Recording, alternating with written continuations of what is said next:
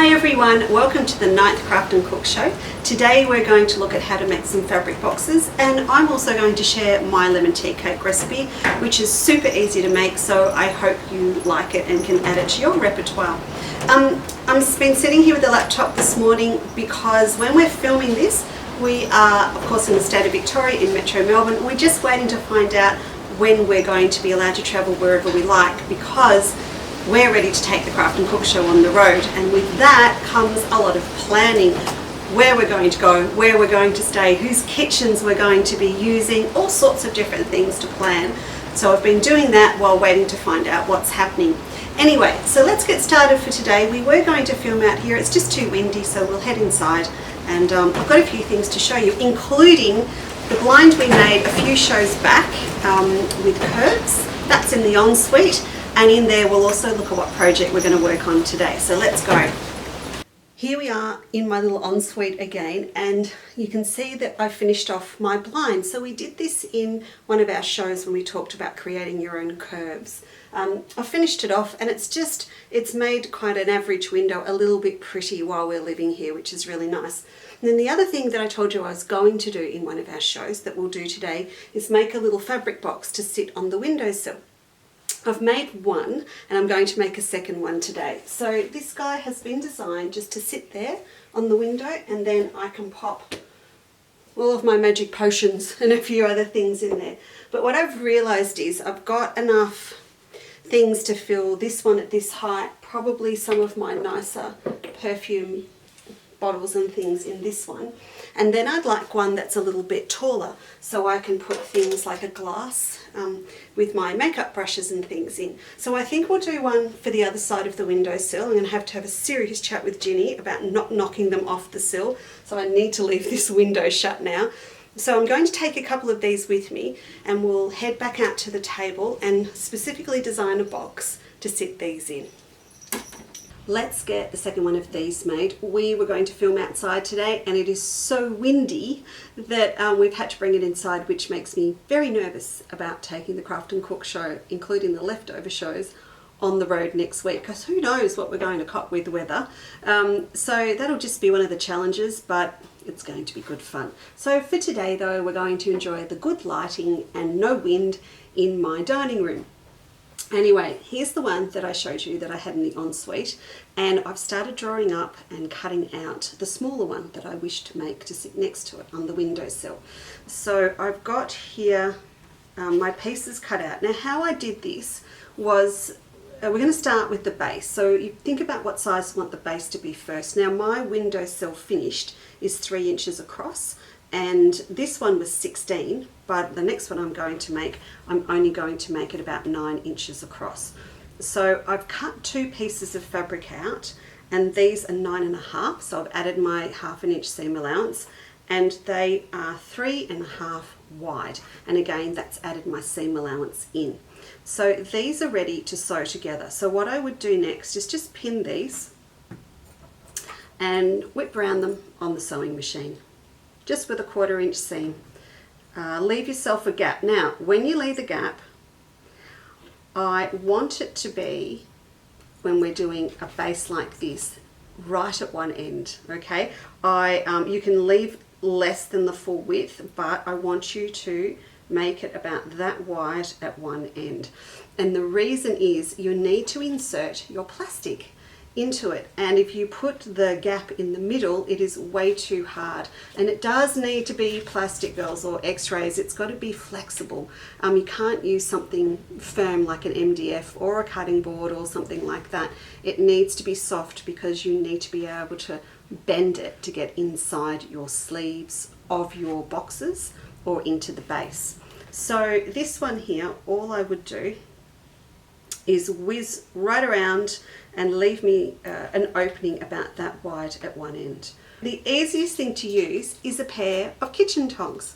So this one is quite long, but what you can actually do is fold this and hold it, and you're going to be able to insert it inside the sleeve, and then when you release it and take the tongs out, it will flatten out. I've got a more complicated one I'm going to show you later that'll explain that better for you. So if I sit this template plastic just here on the top to show you, you can see that that's going to sit inside really nicely.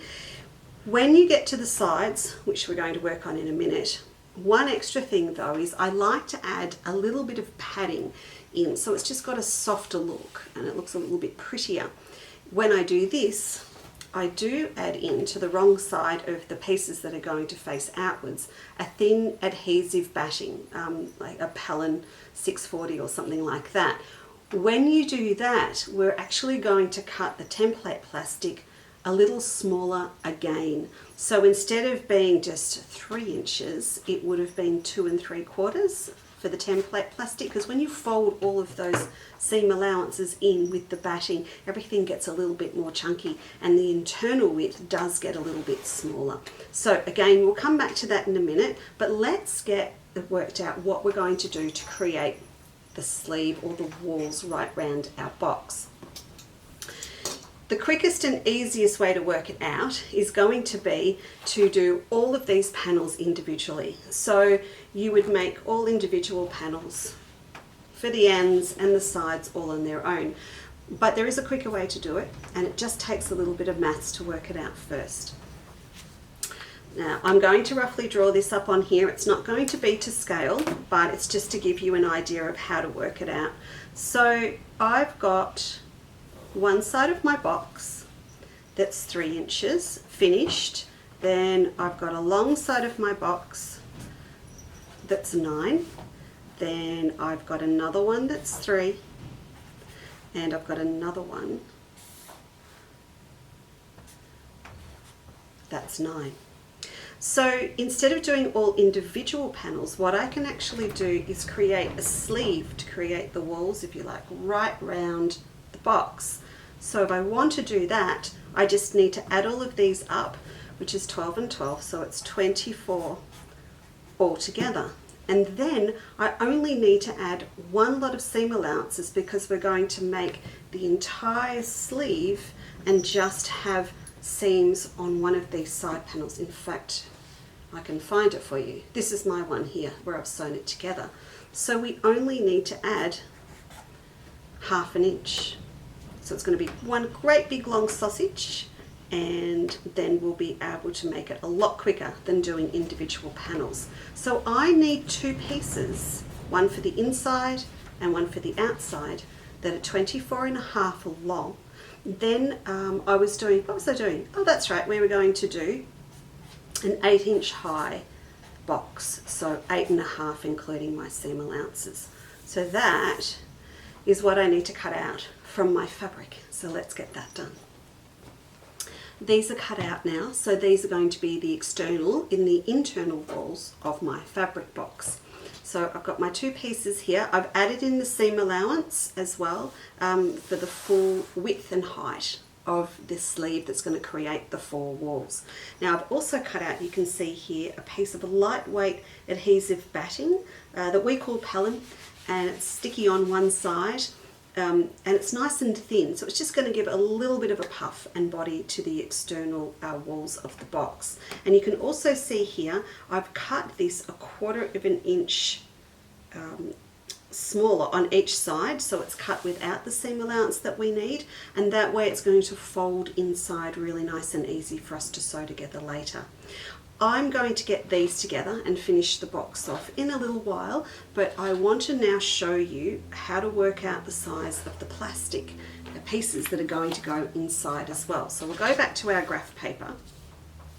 If you remember what I said, we need to make them a little bit smaller again than what they would have been without the seam allowance. So now to create the illusion of the side of the boxes, we can draw upwards on here. Now remember, my sides are going to be 9, so just imagine that is one end of my box, and it's going to be 3 across the end, a little bit like this one, 3 across the end, but now it's going to be 9 inches high. So without the seam allowance, 3 by 9, but as I said, they need to be a little bit smaller again to allow for those seam allowances that are tucking under and that little bit of batting. So I'm actually going to cut my template plastic 8 3/4, so I'm taking off 1/4 inch, and along this edge, this one's going to be cut at 2 3/4 the same.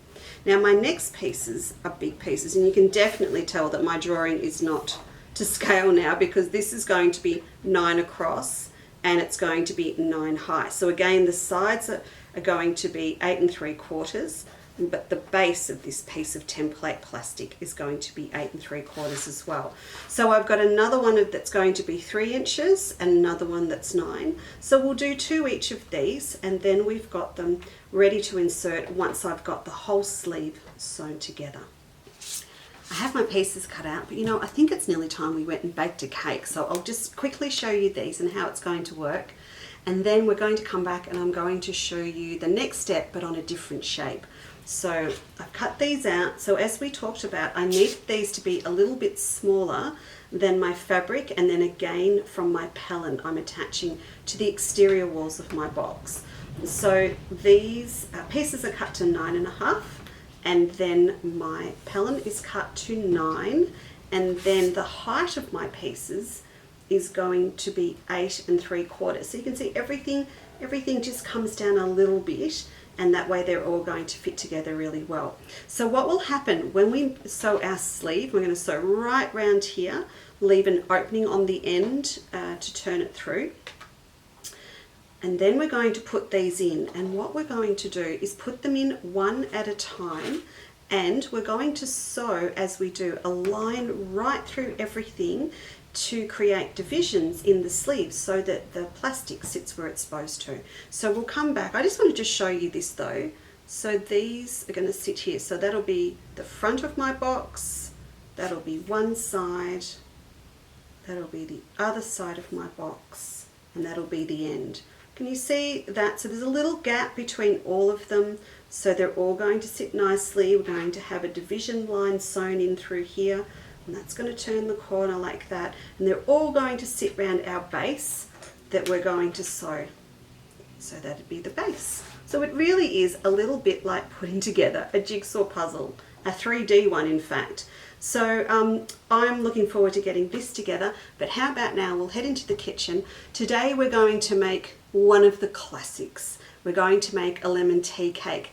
There are so many different recipes. You're all going to have 2 or 3 of your own, but I really wanted to share mine because lemons are in abundance now here that it's spring. We look for them like hen's teeth all winter, and now we've got a beautiful big bowl of them, either from our own tree or from a friend's. So I want to share my recipe. It's super easy, really good, and we'll pop that in the oven and then we'll come back. Hey, are you loving the hair? Isn't it just disgusting? This is the last time you're going to see me with COVID hair, which is very exciting, and I've had to kind of cover bits up and curl it and stuff today because it's such a mess. But again, when we take the show on the road, it'll all be gone. Now, today's recipe, tea cake. Yes, it is always best made fresh the day, at the most a day after, but the upside to this recipe is it's really fast. So you only need, how long does it take to cook? You only need to know an hour ahead if you're going to serve a beautiful warm citrus tea cake. I'm doing mine with lemons today, as I said, because we've got lots of lemons, but you could use oranges or limes instead. And yeah, add heaps of things to the side, fresh cream, yogurt, berries, whatever you like. So let's get this one made up and in the oven anyway. I've got here in my bowl ready to go 1.5 cups of sifted self-raising flour. Doesn't have to be sifted because we're going to do lots of beating, but if you'd like to take that little extra step and make sure it's all nice and fine, that's great. We've also got in here 1 cup of sugar, normal sugar, caster, doesn't have to be. If you've got a little bit of brown you want to use up, you could throw it in as well. It will change the colour a bit, but essentially I just need it to be 1 cup of sugar. Now what we're going to add into here is 2 eggs. Lots of different tea cake recipes have different amounts of eggs. Mine takes 2. Just pop those in. Then we've also got, I've grated just the rind off 1 lemon. If you want to make it really tangy, you could add a bit more. If you want to pop in some vanilla, you could do that as well. I'm just going to pop that in there, a lemon and a lime. whatever takes your fancy. Now I'm going to also put in here just half a cup of milk. Then we're going to hit it with the beaters. Now I do have the big flash KitchenAid in the corner, but you're not going to be able to see what I'm doing. So I'm going to use my hand beater just so that you can see today what's going on. I'm just going to pop that on low. Now I just want you to mix this all in first, just on a low speed. And then there's a trick to getting a really nice aeration to the cake. There we go. So it's still a little bit lumpy. We've got some more beating to do, in fact a lot more beating to do. But what I've discovered is that this recipe takes 125 grams of melted butter. I used to just zap it in the microwave and throw it in. But then one day I got sidetracked and it was quite cool before I put it in. And that is a little secret. If you keep it really nice and cool before you mix it in, as it goes in with the beaters, it's going to set and it creates a lot more structure and volume to the cake mix. So let's do that now. And then we're going to beat it on a medium speed for about 4 minutes. So my hand's going to get a bit tight. I might hand it to Kate halfway through. Usually, as I said, I do it in a standing mixer, but let's see how we go.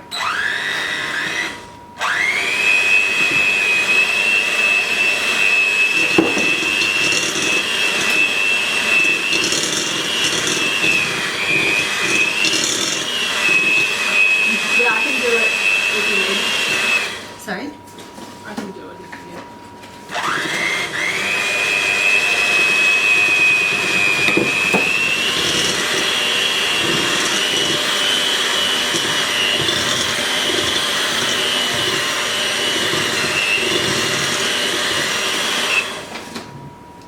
So can you see that? It's going beautiful and pale and creamy, and I haven't even got all of the butter in yet.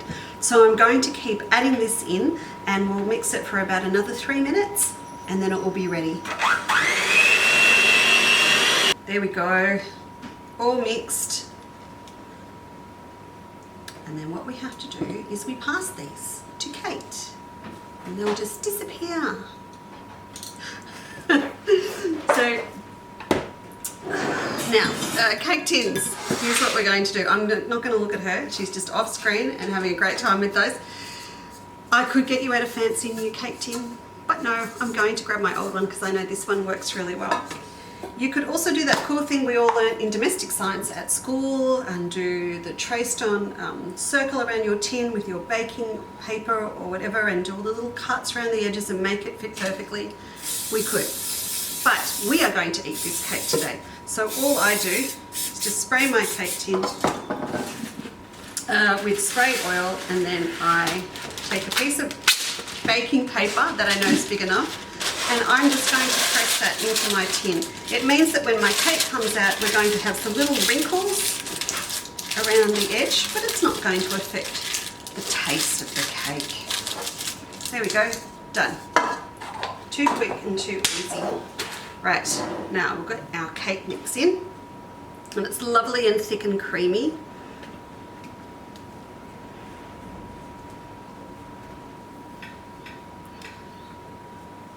I think with all those seasonal fruits coming up, it's a good time to talk tea cakes, because a little bit different to a sponge, they've got a lot more body and density to them. And they do work so well with poached berries, fresh strawberries, some stewed stone fruit, all that good stuff. We'll just spread this out a little bit into our pan. I don't mind if my top's got a little bit of a swirl. There we go. Don't want to waste any of that. And I'll get rid of that one as well. Okay, oh, I've got a little bit around the edges there, girls. We'll just take that bit off. I'm a bit excited, okay? So that's all done, and that's going in the oven now for 40 minutes.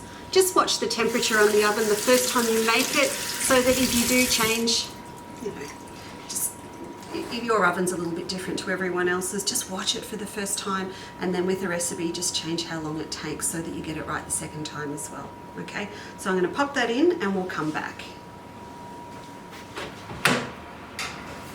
So have a look at this. This is the first bag I ever designed. How weird's that? It was actually inspired obviously by a really nice oriental fabric, and I decided to make an octagon. So there was a lot learnt about how to use this technique we're using today to create this bag, and as it so happens I'm going back and re-releasing this as a pattern. So it's a little more complicated than the ones we're doing today because there's piecing, and obviously I've added a lot of other techniques like 3D flowers, some paper piecing, cherry blossoms, and some butterflies on the back. So I'm going to do a new version of this one. But in the meantime, I thought, well, this is an octagon today. I would like to show you how to do at least a hexagon, because a lot of you will have hexagon templates in your sewing room, or one of these, which is an equilateral triangle. These are used a lot, these templates, for doing stack and whack quilts and kaleidoscope quilts. So I think I'll use one of these today to create an hexagon to show you. Now, like the ones that I'm doing for the bathroom, I want to make it a particular shape and size to accommodate a flower pot. So I've bought this gorgeous little orchid, and I really want to create a special little box that it can sit in with its little saucer underneath. And also for me, because I've got these templates that match my fabric, I really like the idea of having this sitting in a little box, and then perhaps one of these next to it in my sewing room to pop my mug or my coffee or whatever on. Okay, so let's have a look at what I've done so far. We'll set him back aside. Now I'm working with my Summer Palace border print to make my box. And just like we did for the windowsill, we need to make sure that the size of the hexagon box is going to fit my pot, and even more importantly, I want it to fit my fabric. So you can see what I've done here. I've actually fussy cut my hexagon out of my fabric. So that's come from here. Now what I did to make sure that I get the size perfect to match my vase, I used this template and I've popped it over the top of the pot. Now have a look at this. I'm going to draw this very, very wickedly. Look at that, I grabbed the makeup brush. I'm going to draw it with a pen so that you can see it. Use this one. So if that's about the center of my pot, I looked to how far out I needed to go to get everything in that sits within this section of my border print. And of course you could do this with any print you wanted to use. So I want my hexagon to finish just past that gold design there. So I decided to mark it at the 4-inch line on my template. And I know the center of my pot is right there. Okay, so if I mark those two, then all I need to do is rotate my template around, make sure I'm still on that same point in the middle, match up with that dot that I've got there, and draw the next one. And I can keep going around like this, and of course I need to do it 6 times, and I will have my hexagon. Oops, I've zipped a bit. There we go. So you can see what I'm doing. So that is going to take me right round, all the way around, and I'm going to end up with my hexagon shape that I'm going to cut out. Again, if you've got a full hexagon template, you can just use that. You need to make it bigger, then you can draw on its actual shape and then use a ruler just to add an inch or a couple of extra inches to each side. Just do it in an iron-off pen or a fabric pen so it will come off later. So that is how I got my shape. So I cut one of these for the outside of my box, and then I also cut just from scrap left over from this piece of fabric for the inside. As it turns out, I've got my little tea house on the back, so I had to toss up which side I was going to use. Now the other side I actually fussy cut from a different part of the design. I'll just show you where it was. So I'll bring this down here so you can see this one is taken from that one. So much fun. And again on the back I used what was left, but I've ended up with a little pergola on the back, and that's going to be inside.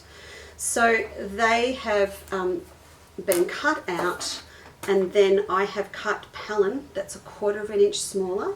So I've actually drawn a template up from the inside of my hexagon, and I have ironed that onto the inside. And then, just like I said before, you then want your template plastic to be 1/4 inch smaller again to go inside these. So I'm going to get these made up, and then you can see I've got my little opening at the bottom. So I'm going to squeeze my hexagon plastic with my tongs, slide it in through there, flatten it out, and then sew up that little opening in the bottom. Now for the sleeve for the hexagon box, it's a little bit more complicated, but there is an easy way not to stress over doing all those calculations before you start making the box.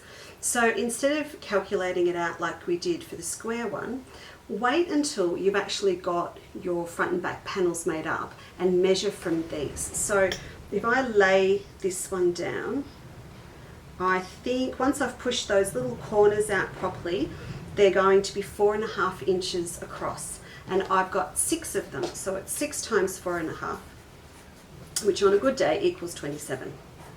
And then remember, I need to add my 1/2 inch seam allowance for the end of each end of the sleeve, so it needs to be 27.5 inches long. In terms of the width, so how deep I want my box to be between these two, I need to go back and have a look at my pot and the base. So it's actually going to be deep enough to sit these in. So I think, and I must admit, I've already made this one up. What did I actually do? Let's have a look. So this is, oh yeah, so I measured kind of how deep I need it to be for this, and it's 5 inches. So it is going to be quite boxy, but that's okay. So I've actually made my sleeves cut 5.5, and then the Pallen is actually cut to 5. Okay, so I can show it to you here. Now, in terms of where to leave the actual opening, in this case, I've left it in the middle, so I can slide pieces in that way, and I can slide pieces in the other way. So we'll turn this one through. Okay, so while I'm doing this, if our sides are going to be 4.5 long, then I need to cut my template plastic 4.25, and then if they're going to be 5 wide, they need to be 4 3/4 wide. Remember, we're going to take 1/4 inch off. So I'll get this turned through and pressed, and we can have a look at the plastic. I've got the sleeve all turned through and pressed, and I started cutting these to show you as well. So these are the plastic inserts that are going to go into our sleeve. So here it is all turned through, and you can see here this is the opening, and it's in the middle so that we can go both ways with putting in our plastic. So I did my measurements again just to be sure I had it right. So the finished size of my sides of my hexagons are 4.5. So I need that measurement to come down to 4 1/4 for my plastic, and then they are going to be 5 deep finish to fit my pot in. So that comes down to 4 3/4. So I've cut these out 4 1/4 by 4 3/4. I've done 4, I'm going to need 2 more, I need 6. So you can see how that's going to sit really nicely inside, and then there's going to be, the next one's going to sit there like that. So what I would like to do is to show you how it's all going to work, and then I'm going to pop in to the sewing room here and sew these, a couple of the seams to show you how it works. One thing I do get nervous about, and you might too, is, well, when I start putting the plastic in and sewing in between them, I really want to be sure that I've got all of the divisions even. So I am going to go through with some pins and just mark the divisions now, just to be super sure. So each of these needs to be 4.5. So I'm going to pop one pin there. Now obviously when I start sliding in my plastic, they're going to get in the way, but it kind of also helps work out where one starts and one finishes. So I'll turn this around because I'm a lefty. Alright, so that's going to go there, and I've got my opening here. So we're going to fold this up and be really careful it doesn't flip out, which it did before, and we took it out of the edits. So that's going to go up in there.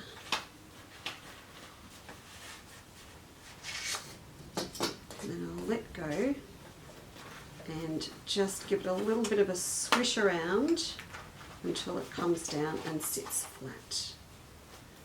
There we go. So that's sitting up there nicely inside. Oh, can you see what I did here? Sorry, I didn't do the little brag shot. This is cut from the center of the bolt of my fabric. Let me just go back and show you, because I couldn't decide which bit to cut for my sleeve. I mean, if I decided I just wanted a narrow box, I could have used that 3-inch division there. I didn't want T-houses on the side. So what I did, got to open up enough to show you. There you go. So I actually cut it from there, right in the middle of the bolt where I get that mirror image, and that made it really easy to line up to get it right centered on the lines as well. And that's what I ended up with. So there's the first one down in there. Now I'm going to pop a pin in. We'll pop the pin back in at 4.5. So this is going to help you make sure that it's sitting right where you want it to. There we go. I'll pop that there. And then what will happen is I put the next one in along. I've got 2 in now. It's not a very glamorous thing to watch, but using the tongs does work.